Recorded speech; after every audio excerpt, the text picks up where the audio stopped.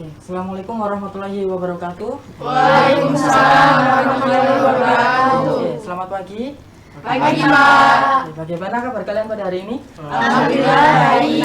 Alhamdulillah baik. Oke, sebelum memulai pembelajaran pada hari ini, ketua kelas dimohon untuk memimpin doa. Baik, untuk sebelum memulai pelajaran pada pagi hari ini, marilah kita berdoa menurut kepercayaan dan keyakinan masing-masing. Berdoa dimulai. Berdoa selesai. Oke, terima kasih kepada ketua kelas yang telah memimpin doa. Selanjutnya Bapak mau mengabsen kehadiran siswa kelas 11 pada hari ini ya. Yang pertama, Aisyah Jihan, Hadir. hadir. Ara Fadia, Hadir. Dewi Rati, Hadir, Pak. Edo Bramantius, Hadir, Pak. Fiza Masrifah, Hadir. Ilham Nurul Komari, Hadir. Nur Laili, Hadir, Pak. Purwati, Hadir. Rizka Dwi. Hadir. Ya, hadir semua ya. Alhamdulillah. Oke. Langsung saja masuk ke materi. Jadi waktu semester 1 kemarin, waktu awal kalian kan sudah mendapatkan materi mengenai lokasi strategis Indonesia. Nah, lokasi strategis Indonesia sendiri terbagi menjadi 3. Kalian ada yang tahu nggak? Saya, Pak. Ada, silakan. Jadi letak Indonesia dibagi menjadi 3, yaitu secara astronomis, geografis, dan geologi. Nah, dari letak geologisnya sendiri, Indonesia terletak pada 3 titik pertemuan lempeng. Ada yang tahu nggak 3 titik pertemuan lempeng tersebut itu apa? Saya, Pak. Oke, Dewi silakan. Ada lempeng Eurasia, lempeng Pasifik, sama Indo-Australia. Ada lempeng Pasifik, Eurasia, dan Indo-Australia ya. Betul, Pak. Kalian tahu nggak ada dampak yang ditimbulkan dari lempeng tersebut kepada Indonesia? Saya, Pak. Oke, Rizka. Jadi dampak dari pertemuan 3 lempeng tersebut bagi Indonesia itu Indonesia menjadi sering terkena bencana alam berupa gempa, Pak. Oke, ada yang ingin menambahkan? Terima kasih. Saya, Pak. Fiza, silakan. Selain gempa, Indonesia juga punya banyak gunung Merapi yang aktif, Pak. Oke, terima kasih Fiza.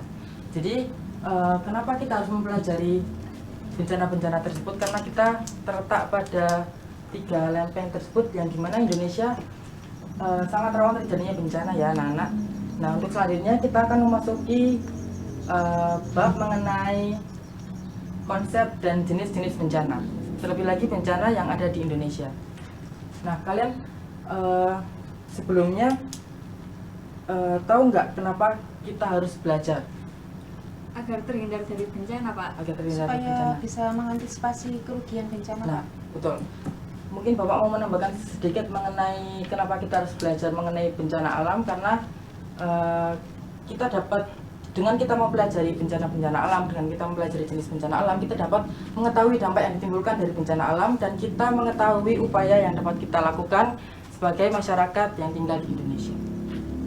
Dapat dimengerti? Terima kasih, Pak. Terima kasih, Pak. Baik, Pak.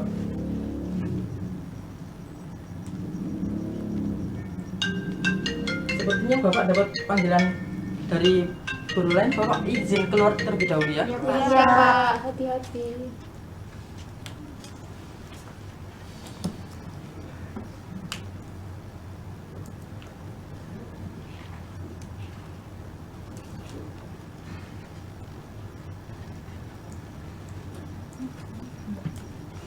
Buat efek gak? Waalaikumsalam. Mohon maaf ya anak-anak, itu agak lama tadi. Sekarang kita lanjutkan materinya mengenai konsep dan jenis-jenis bencana. Nah, mendengar kata bencana, apa yang terpikirkan dalam benak kalian? Banjir, Kerugian, Pak. kerugian, Resiko. Banjir. Korban jiwa. Mitigasi. korban jiwa, mitigasi, banjir juga ya. Iya. Banjir juga merupakan salah satu contoh bencana.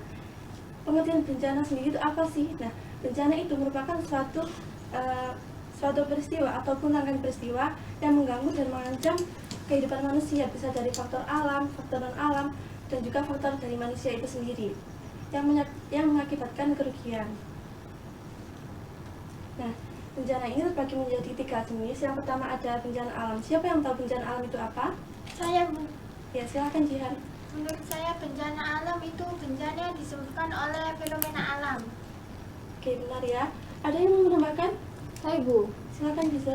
Nah, bencana alam seperti yang udah ditampilin di slide-nya Ibu, itu terbagi jadi 2 faktor. Yang pertama itu ada alamiah sama faktor manusia. Kalau yang alamiah itu murni dari alam, kayak gempa, tsunami, gitu-gitu. Kalau faktor manusia tuh ada campur tangan dari manusia, kayak kebakaran hutan yang disebabkan sama manusia yang lalai, membuang puntung rokok sembarangan, seperti itu, Bu.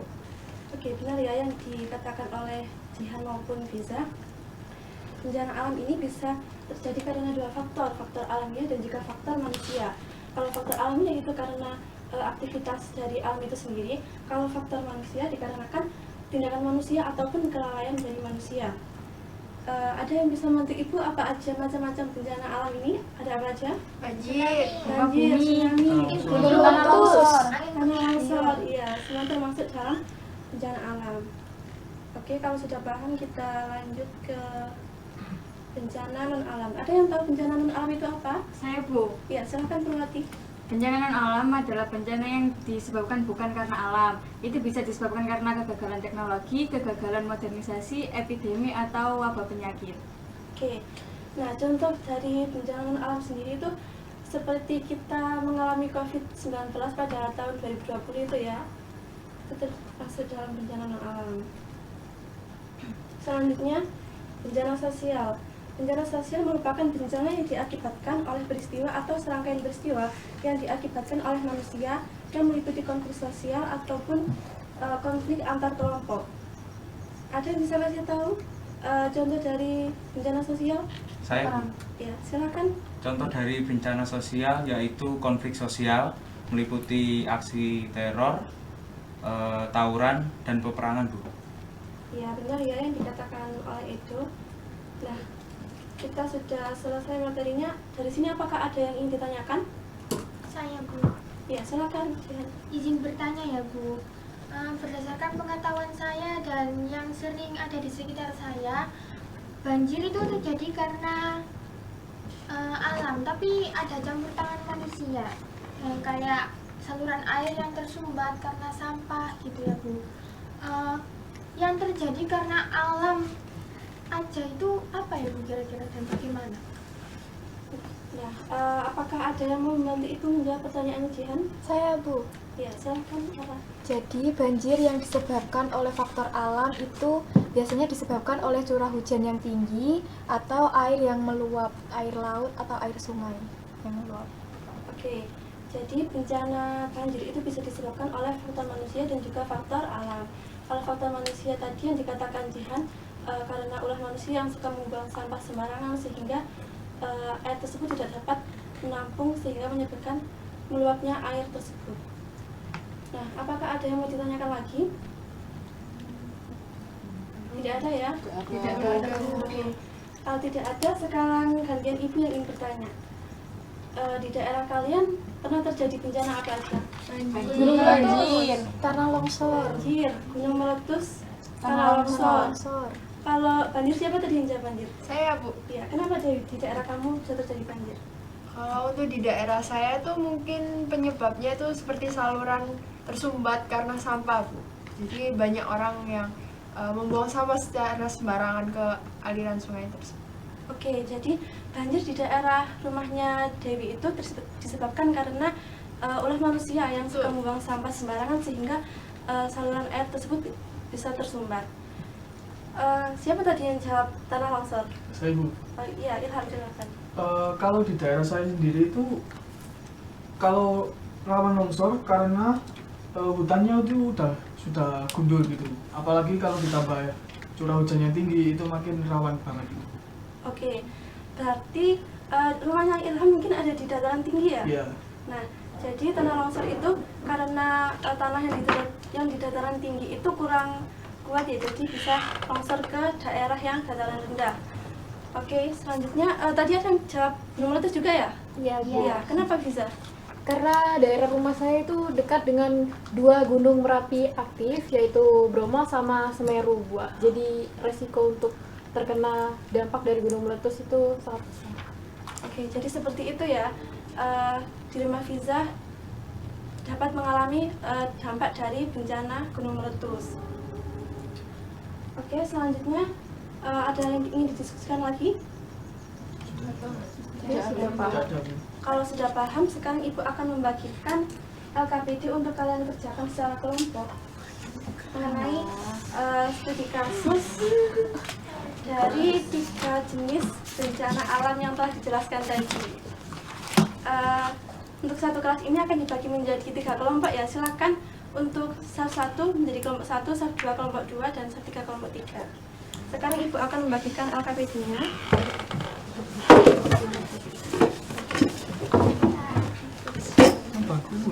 Iya, sini.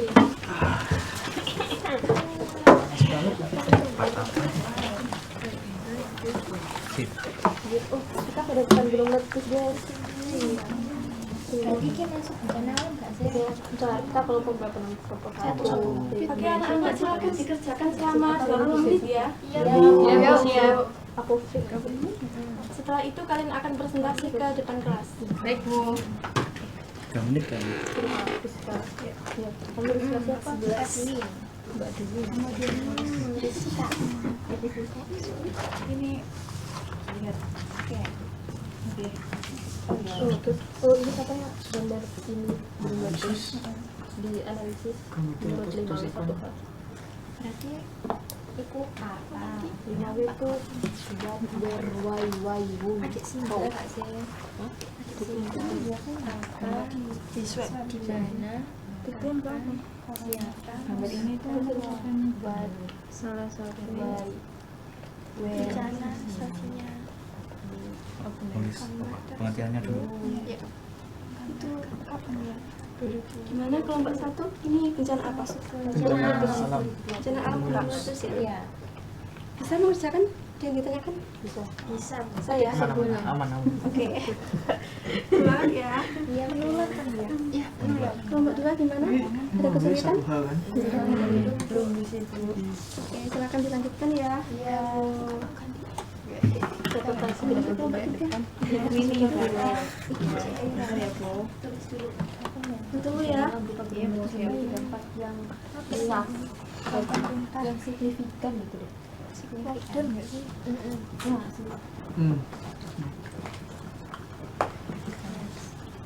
ya bukan tuh sampai keluar-keluar karena gunung Kelut meletus dengan kecepatan yang besar dan pengaruh arah angin. Namun, kita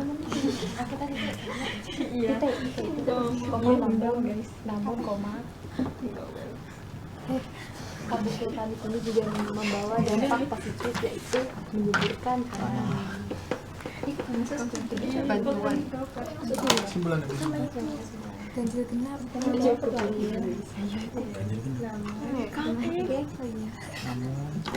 vulkan. Membawa dampak positif.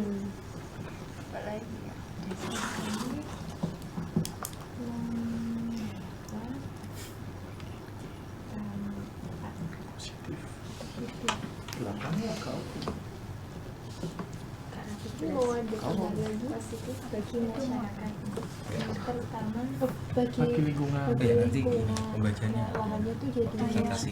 siapa dulu? Aku sampai mana? Bahaya. lampu tuh tanah menjadi subur. Apa nih? Kesimpulan ya.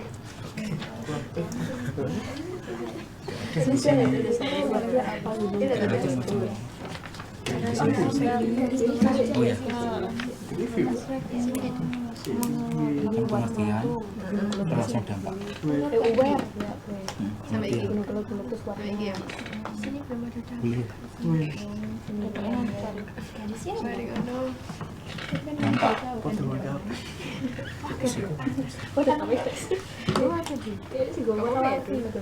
Stabilo. Gitu sih. Apa? Sebenarnya dari ini nanti itu. Putih berarti apa di situ itu? Oh di mana ya di mana? apa BL ini Ini sing apa nggak sih gunung Kelut meletus ini? Kan ini Ya, terus. apa yang terjadi di gunung Kelut meletus? Terus waktunya. nah Kapan kan? Terus how? Ini Iki. tahunnya. Kenapa? Itu kenapa ya? Apakah ada yang belum selesai? Bentar masih belum. Ya. Bentar Bu, ini masih Kurang dampaknya. Iya Bu. Ini bagaimana? Bentar nggih. Kamu jangan nyontoh. Kenapa dia kan terkena tekanan yang tinggi? Mengapa gunung tersebut meletus ini? Prosesnya tidak sih? Prosesi. Masih buat kesimpulan dong. Nah, gunung kelut meletus dampaknya itu Masuk. Apa dampak yang disebabkan? Kok menaikkan? Apa nggak sih berarti? Bu, siapa yang terdampak? Iya, siapa terdampaknya? Sudah tahu sama Bentar ya, sama itu ya siapa yang nulis? Oh, iya. Sudah nggak sih? 1, 2, 3, 4, 5, 6. Pinter kita.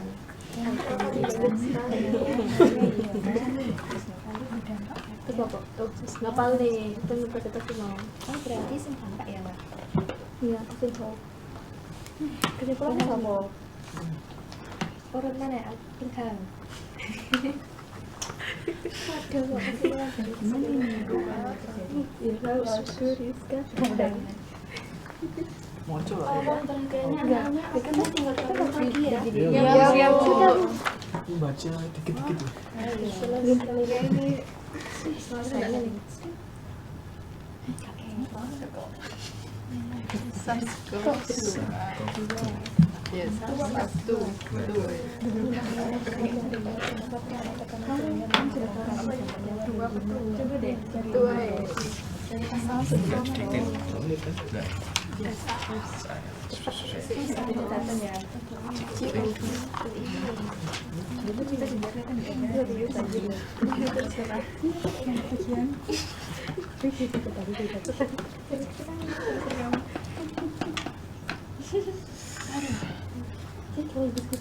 Ini udah bisa baca.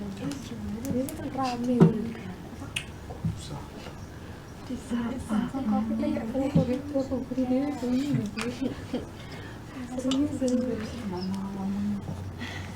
Udah nggak sih? Sakit tau. Kalian udah? Sudah, apakah sudah selesai? Sudah Bu. Oke, kalau gitu presentasi ya. Baik Ya, mulai dari kelompok 1 dulu. Aja loh, Bu. Nggak mau. Satu. Voting. Durung mari ya, durung mari ya. Sudah ya. Kelompok 1 ya? Jahat, kita jadi tumbal. Semangat kelompok 1. Oh iya.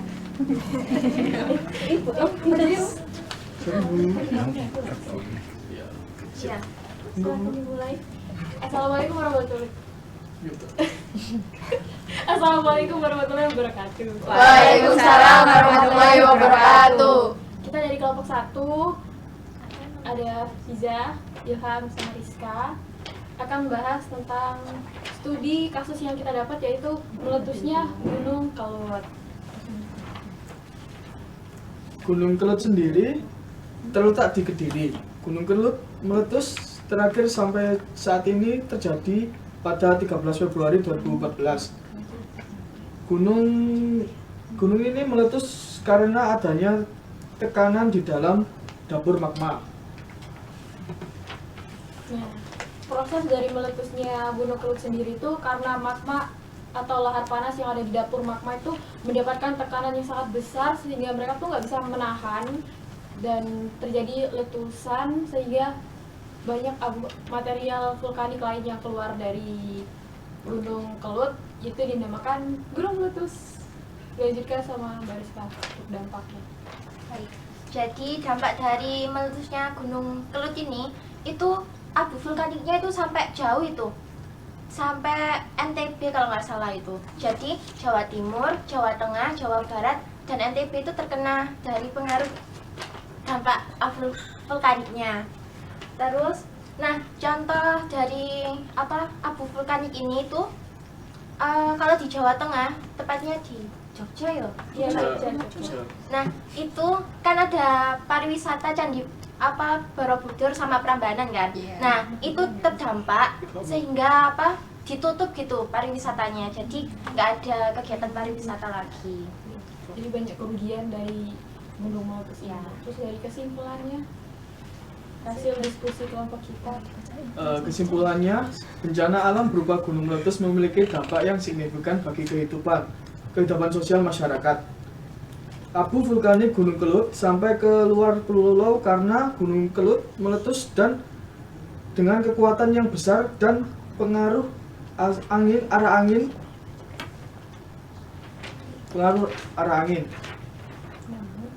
Namun abu vulkanik membawa dampak positif bagi lingkungan, yakni menyuburkan tanah. Karena biasanya tanah di daerah vulkanik itu sangat subur sekali, cocok untuk pertanian. Jadi selain kerugian secara material karena ledakan yang dahsyat, itu kita juga mendapatkan manfaatnya tadi yang sudah dijelaskan sama Sahab. Sekian presentasi dari kami. Wassalamualaikum warahmatullahi wabarakatuh. Waalaikumsalam warahmatullahi wabarakatuh. Oke, silakan duduk kelompok 1. Selanjutnya kelompok 2 silakan. Dikumpulin nggak sih Bu ini? Iya, dikumpulin. Terima kasih Bu.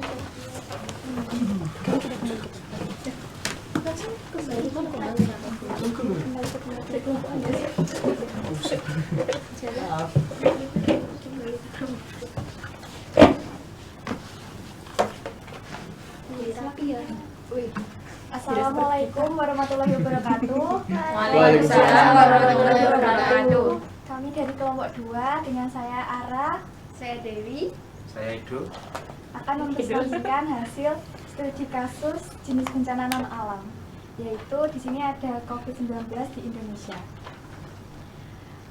COVID-19 ini merupakan penyakit menular yang disebabkan oleh virus SARS-CoV-2, salah satu jenis coronavirus. Biasanya penderita COVID ini dapat mengalami demam, batuk kering, dan kesulitan bernafas. COVID ini menular melalui udara dan menyebar dari satu orang ke orang lain melalui percikan dari saluran pernapasan yang sering keluar saat batuk atau bersin. Kalian lihat nggak ini orangnya lagi diapain? Lagi divaksin. Salah. Lagi Ini swab. swab. Oh, swab. Oh, Oh, iya. yang hidung ya? Yang disunduk itu. Iya, itu sakit itu. Nah, ini dilanjutin sama Kak Dewi. Oke, selanjutnya diketahui virus corona berasal dari kota Wuhan di Cina dan muncul pada Desember 2019 dan masuk ke Indonesia pada awal tahun 2020. Kemudian pandemi memiliki dampak sosial dan psikologis yang signifikan pada seluruh komunitas global, mengakibatkan peningkatan pengangguran, pemisahan keluarga, dan berbagai lainnya. Perubahan yang umumnya dianggap penting faktor resiko psikologis untuk kecemasan, kesedihan, serta bunuh diri dan melukai diri sendiri. Kemudian ada peran pemerintah seperti PPKM dan vaksinasi, serta bantuan sosial untuk menangani COVID-19 ini. Kemudian dilanjutkan dengan Kak Edo. Jadi untuk kesimpulannya, COVID-19 merupakan penyakit menular yang sangat berbahaya, yang merugikan banyak orang, terutama yang terjadi di Indonesia. Penyakit ini membawa banyak dampak negatif, seperti meningkatnya angka pengangguran, kemiskinan, dan faktor risiko psikologis untuk kecemasan, kesedihan, bahkan melukai diri dan bunuh diri. Sekian presentasi dari kelompok kami. Terima kasih. Wassalamualaikum warahmatullahi wabarakatuh. Waalaikumsalam warahmatullahi wabarakatuh. Terima kasih kelompok 2 silakan berinteraksi. Terima kasih. Kelompok 3 silakan duduk ke depan. Oke, Bu.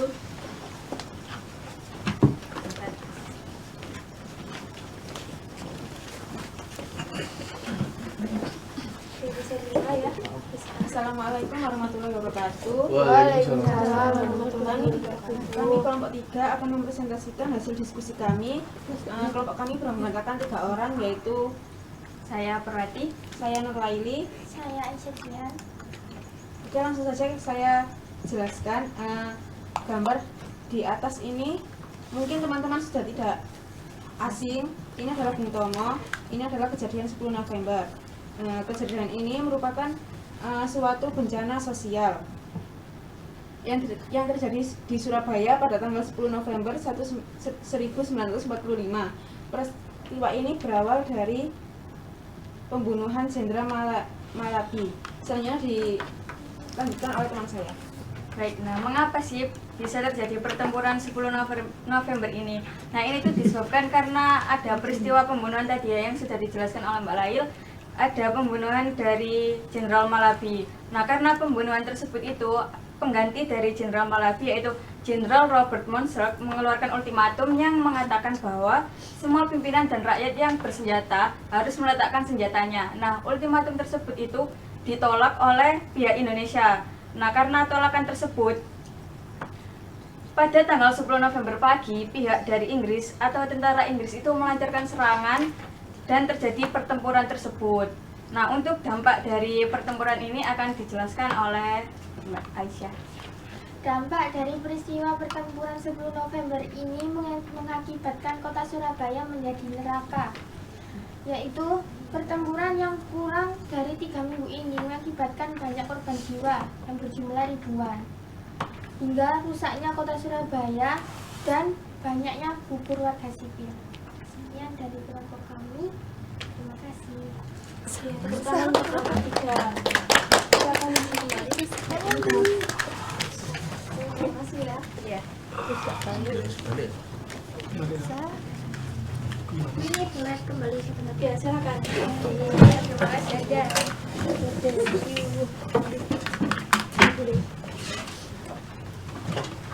Oke anak-anak, jadi terima kasih atas presentasinya pada pertemuan kali ini. Saya kira presentasinya tadi sudah bagus semua dan Ibu juga sangat mengapresiasi. Sebelumnya Ibu izin ke kamar mandi dulu ya. Ya, Bu. Hati-hati. Tolong tetap kondusif dan jangan ramai. Siap, Ibu. Tadi nggak sih?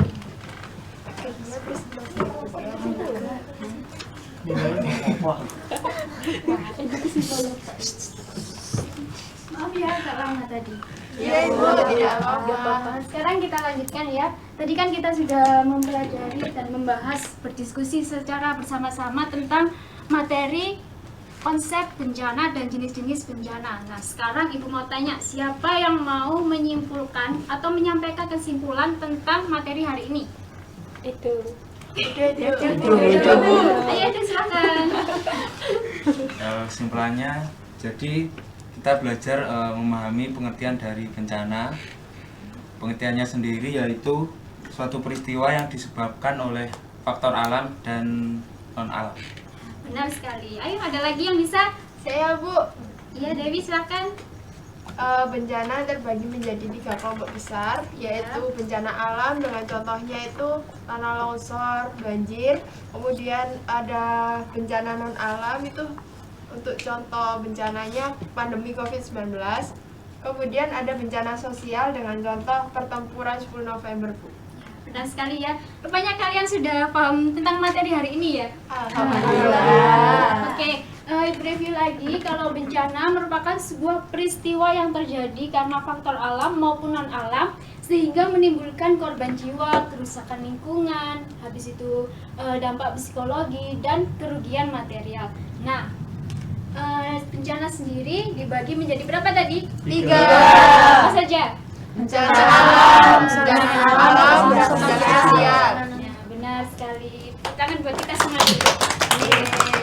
Sebelumnya untuk materi minggu depan, Ibu minta kalian buat mempelajari tentang dampak dan mitigasi bencana. Karena minggu depan akan kita adakan kuis ya. Cuma kuis, bukan ulangan kok, cuma kuis ya. Cuma Susah tulis, Bu. Udah agak susah. Berapa? Kuisnya berapa soal? Nanti kita lihat minggu depan ya. Oke. Sebelum mengakhiri materi dan pembelajaran kali ini, bisa minta tolong ketua kelasnya menyiapkan temannya. Sebelum kita mengakhiri mata pelajaran pada siang hari ini, alangkah baiknya kita berdoa menurut kepercayaan dan keyakinan masing-masing. Berdoa dimulai. Berdoa selesai.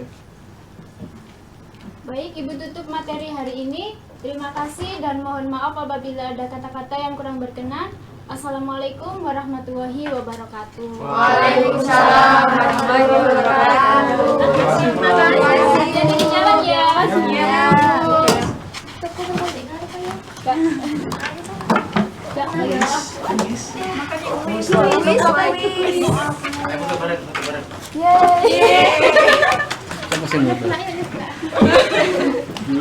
Tangan dapat.